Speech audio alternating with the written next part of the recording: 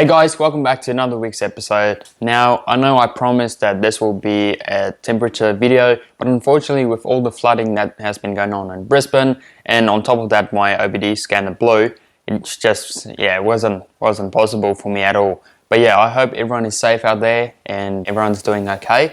And I promise as soon as I get a new OBD, I'll be doing a video once all the rain stops. Stay safe everyone and enjoy the bash plate video. Let's get into it.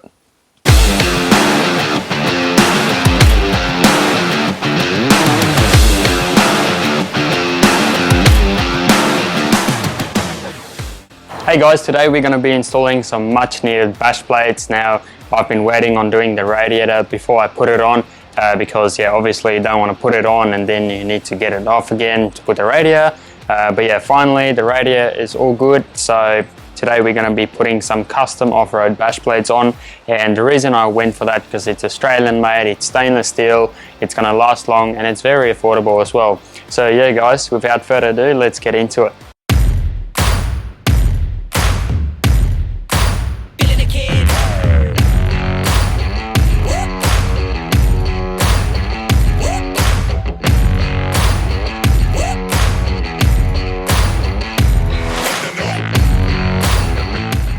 Alright guys, so there's two options that you can go for, a 2-piece or a 3-piece, and then you can either go stainless steel or mild steel. Now the reason I went for stainless steel is because it's not going to rust as much, and if you go mild steel it needs to be painted as well to be anti-corrosive. So by the time you do that you're going to pay around the same price you do for stainless steel. 2-piece is just down the front, whereas a 3-piece will protect your transmission as well. The factory, it does have a steel one, so that's fine. I'm not going to do a heavy off-roading, but if you're going to do heavy off-roading like doing rocks and those sort of things, I would suggest going for 3-piece. So for the 2-piece 3mm stainless steel, you're looking about 360 bucks. That's how much I paid for them. But yeah, you obviously get a 4mm or 3mm. Now this is 3mm. 4mm is more for people that do heavy off-roading. 3mm will be fine if you're just a casual off-roader, maybe do some gravel roads, traveling, or some beaches for driving. The 3mm will be fine for that. But obviously if you go more extreme, 4mm will be the one for you. It also comes with these openings at the front. So with the Pajero, down the bottom is your intercooler, so it makes sure your intercooler gets efficient flow with the bash plates on. Obviously in my case, I have a front mount, so it's not going to be applicable for my situation, but it's good to know it's there for people that have stock intercoolers. Let's fit them up and see how they look.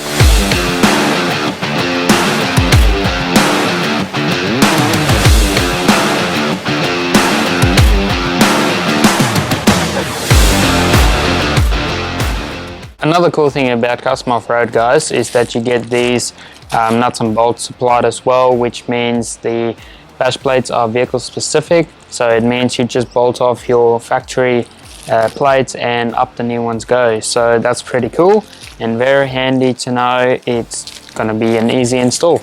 So yeah, give me about 5, let's put this on.